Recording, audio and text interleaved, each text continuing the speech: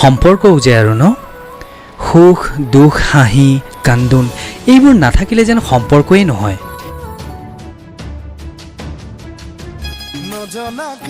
মৰম ভালপোৱা অভিমানেৰে এটা সজীৱ শক্তিশালী সম্পৰ্ক, য'ত নেকি ভুল বুজাবুজিৰ বাবে এখন কাজিয়া,